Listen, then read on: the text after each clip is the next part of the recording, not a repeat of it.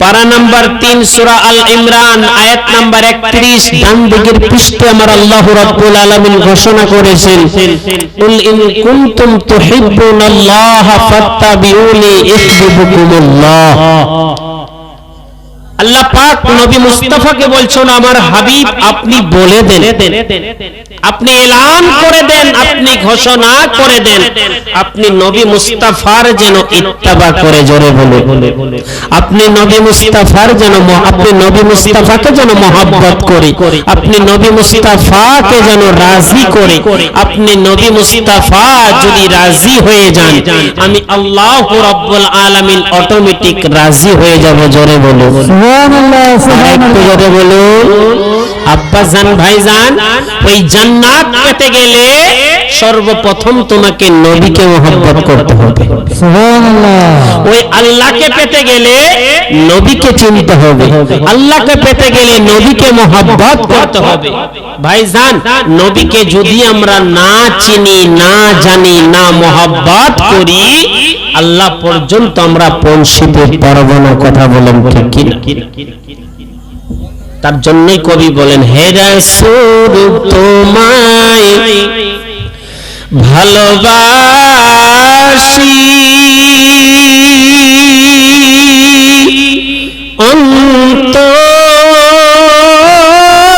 অন্তরে শুধু মুখে না, জান্নাতের আশায় নাই হে রাসূল, জাহান্নাম কেউ ডরি না। বাবা, রাত্রের বেলায় বিছানায় শুয়ে শুয়ে বালিশের মধ্যে মাথা রেখে নবীকে স্মরণ করে যদি এমন গজল গাইতে পারেন, আমার নবী মুস্তাফার কাছে যেতে হবে না, আপনার নবী মুস্তাফা আপনার বাড়িতে এসে আপনার দিদার দিবে, জোরে বলো সুবহানাল্লাহ। আরেকটু জোরে বলো সুবহানাল্লাহ। তোমায় পাওয়ার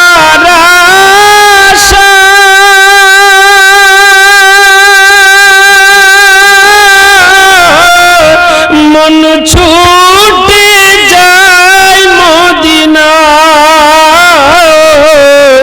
এ আশিক দিদার দাও না, আর দূরে থাকিও না, এ আশিক দিদার দাও না, আর দূরে থাকিও না। হে রাসূল তোমায় ভালোবাসি,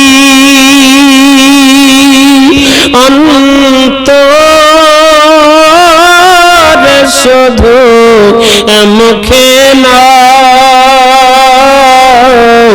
জান্নাতের আশায় নাই হে রাসূল,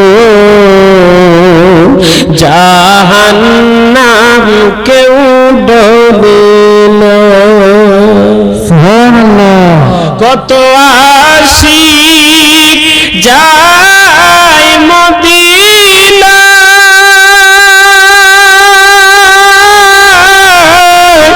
মন ছুটে যায় মদিনা,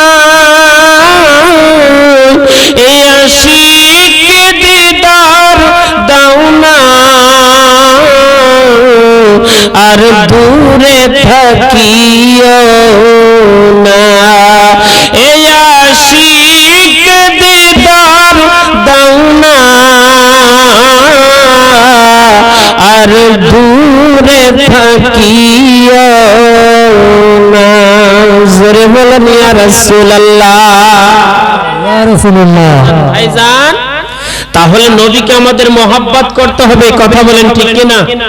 সাহাবারা নবী মুস্তাফাকে মহব্বত করে জান্নাত পেয়েছেন, জোরে বলে সুবহানাল্লাহ। হাদিস পাকে জিজ্ঞাসা করুন, আমার নবী মুস্তাফা ঘোষণা করেন, ও উম্মতেরা শুনে রেখে দাও, জেনে রেখে দাও, লা ইউমিনু আহাদুকুম হাত্তা কুনা আহাব্বা ইলাইহি মিন ওয়ালিদিহি ওয়া ওয়ালাদিহি ওয়ান নাসি আজমাইন। সুবহানাল্লাহ।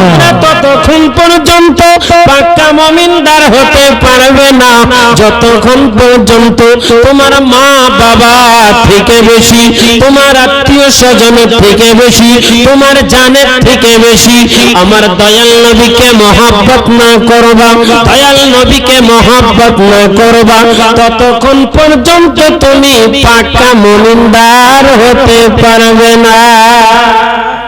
ও সোনার চাঁদ বন্ধুরা, সেই নবীকে মহব্বত করার দরকার আছে কিনা? জোরে বলুন, আছে না নাই? আব্বাজান ভাইজান, দয়াল নবী সাল্লাল্লাহু তাআলা আলাইহি ওয়াসাল্লাম কেমন মহব্বত করতে বলেছেন শুনে রেখে দেন। দয়াল নবীর দরবারে এক সাহাবা এসে জিজ্ঞাসা করেন, ইয়া রাসূলুল্লাহ, ইয়া হাবিবাল্লাহ, নবী গো বড় জানতে ইচ্ছা করে ইয়া রাসূলুল্লাহ। দয়াল নবী জিজ্ঞাসা করে, ও সাহাবা বলো বলো কি বলতে চাও? আমার দয়াল নবী জিজ্ঞাসা করার পরে ওই সাহাবা বলে, নবী গো বড় জানতে ইচ্ছা করে আমার আল্লাহ রাব্বুল আলামিন আসমান বানিয়েছে, আমার আল্লাহ রাব্বুল আলামিন জমিন বানিয়েছে, আমার আল্লাহ ওই চারটাকে বানিয়েছে, লৌহ কালাম বানিয়েছে, এক কথাই সারা কুল কায়নাতকে বানিয়েছে। আমি শুনেছি আমার আল্লাহ রাব্বুল আলামিন এই দুনিয়াটাকে আবার ধ্বংস করে দিবে। জোরে হবে না? সুবহানাল্লাহ, সুবহানাল্লাহ। এই দুনিয়াটা ধ্বংস করে দিবে। ও মায়ার নবী,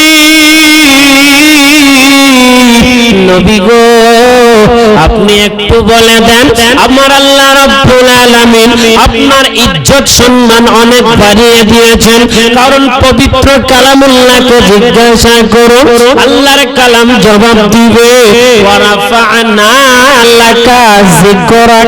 সুবহানাল্লাহ, সুবহানাল্লাহ। আমার হাবিব আপনার জিকিরকে আমি আল্লাহ পাক বালাম করে দিলাম, আপনি নবী মুস্তাফার ইতাআতকে বাড়িয়ে দিলাম, আপনার ইজ্জতকে আমি আল্লাহ পাক বাড়িয়ে দিলাম। ওগো মায়ের নবী, পৃথিবীর মধ্যে যত নবীগণ আসছেন, আদম নবী আসছেন, হযরতে মুসা নবী আসছেন, ঈসা নবী আসছেন, এক কথায় আদম থেকে নিয়ে ঈসা নবী পর্যন্ত যত নবী আসছেন, কোরআন অনুযায়ী হাদিস অনুযায়ী আল্লাহ রাব্বুল আলামিন আপনার মর্যাদাটাকে বেশি বানিয়ে দিয়েছেন, আপনার ইজ্জত আল্লাহ পাক বানিয়ে দিয়েছেন। ওগো দয়াল নবী বড় জানতে ইচ্ছা করে আপনি বলুন, আপনি বলে দেন আমার আল্লাহ রাব্বুল আলামিন এই দুনিয়াটাকে কোন দিন ধ্বংস করবে? সুবহানাল্লাহ, সুবহানাল্লাহ। কিয়ামত কবে হবে ইয়া রাসূলুল্লাহ জানতে ইচ্ছা করে দয়াল নবী বলছেন, ওগো সাহাবা কাছে আসো।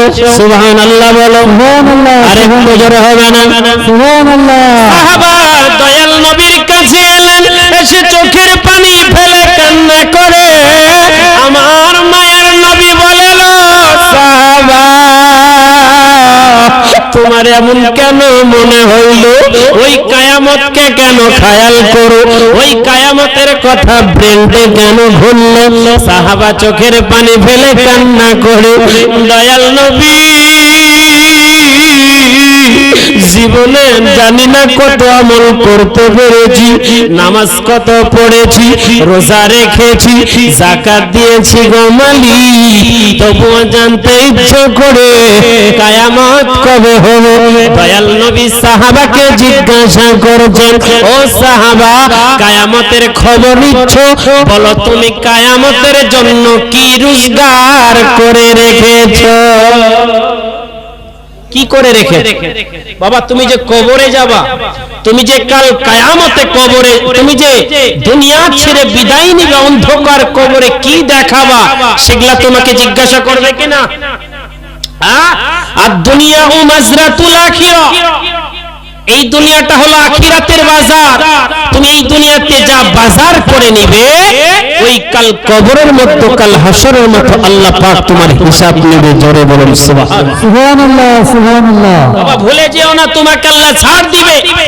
তোমাকেও তোমার হিসাব আল্লাহ পাক নেবে। ঠিক তেমন ভাবে সাহাবা যখন কিয়ামতের খেয়াল করলো, তখন কিন্তু দয়াল নবী জিজ্ঞাসা করছেন, তুমি কিয়ামতের জন্য কি এমন করে রেখেছো? জোরে বলুন সুবহানাল্লাহ, সুবহানাল্লাহ, আরেকটু জোরে বলবেন না? সুবহানাল্লাহ। সাহাবা চোখের পানি টসটস করে ফেলছে, চোখটা যেন লাল করে দিয়েছে। দয়াল নবী আমার বুকের মধ্যে জড়াইয়া সাহাবাকে বলতে লাগলেন, ও সাহাবা, তুমি এমন করে কান্না করো কেন? আমার দয়াল নবীকে সাহাবা বলতে লাগলেন, ওগো মায়ার নবী, আমি কিয়ামতের জন্য কি এমন করেছি? নামাজ পড়েছি, রোজা রেখেছি, হজ করেছি, যাকাত দিয়েছি, জানি না আমার আল্লাহ কবুল করবে কিনা।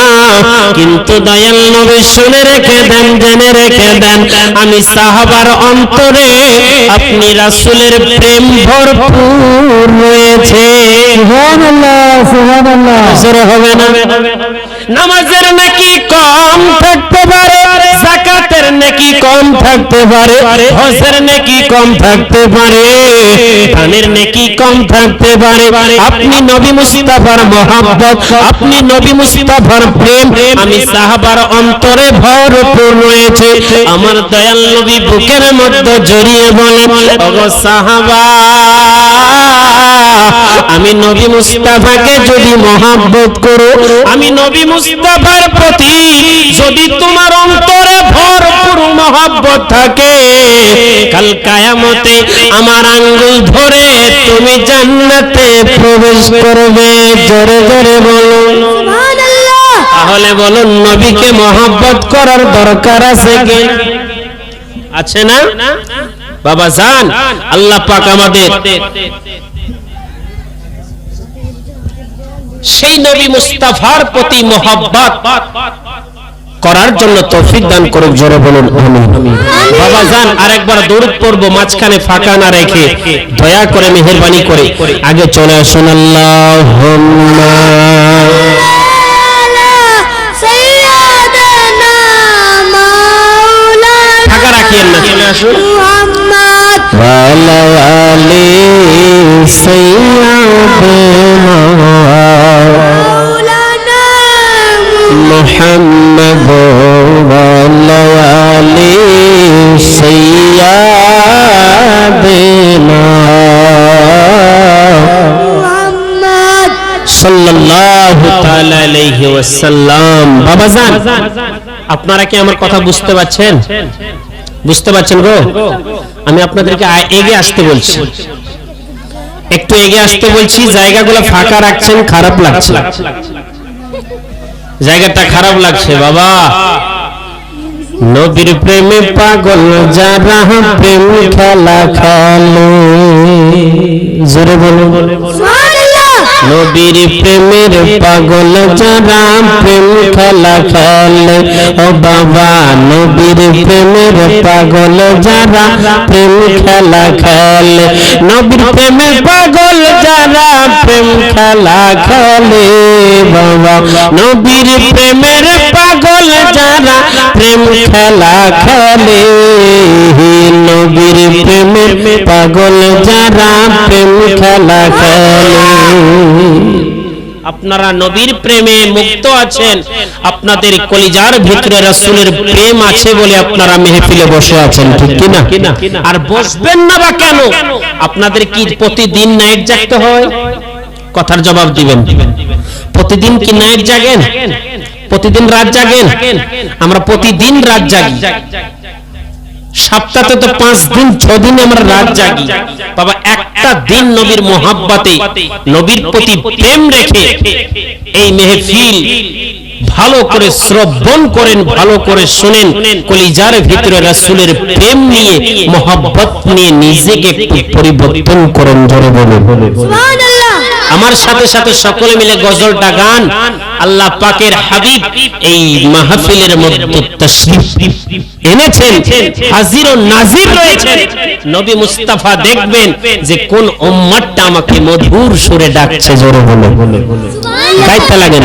নবীর প্রেমে পাগল যারা প্রেম খেলা খেলে, ও বাবা নবীর প্রেমের পাগল যারা খেলা খেলে, নিচ থেকে শুনবো, নবীর প্রেমের পাগল যারা খেলা খেলে, নবীর প্রেমে পাগল যারা প্রেম খেলা খেলে, বাবা নবীর প্রেমের পাগল যারা প্রেম খেলা খেলে, নবীর প্রেমের পাগল যারা খেলা খেলে। আরে পাগল ছিলেন আবু বকর প্রেম ধরিয়াই দিলেন সাঁতার, পাগল ছিলেন আবু বকর প্রেম ধরিয়াই দিলেন সাঁতার, হাসর মিজান পারি দিবে সেই প্রেমের বলে, হাসর মিজান পারি দিবে সেই প্রেমের বলে, নবীর প্রেমের পাগল যারা খেলা খেলে। আপনারা কি গজল গাইতে জানেন না? জানেন না? জানেন না? একবার বলেন ইয়া রাসূলুল্লাহ, বলেন নবীর প্রেমের পাগল যারা প্রেম খেলা খেলে, জোরে নবীর প্রেমের পাগল যারা প্রেম খেলা খেলে। আরে হানজালা পাগল ছিলেন নবীর প্রেমে জীবন দিলেন, হানজালা পাগল ছিলেন নবীর প্রেমের জীবন দিলেন, গোসল করাইল তারে ফেরেশতার দলে, গোসল করাইল তারে ফেরেশতার দলে, নবীর প্রেমের পাগল যারা প্রেম খেলা খেলে, ও বাবা নবীর প্রেমের পাগল যারা খেলা খেলে। নবীর প্রেমে পাগল যারা প্রেম খেলা খেলে, নবীর প্রেমে পাগল যারা প্রেম খেলা খেলে, নবীর প্রেমে পাগল যারা প্রেম খেলা খেলে, ও বাবা নবীর প্রেমে পাগল যারা প্রেম খেলা খেলে।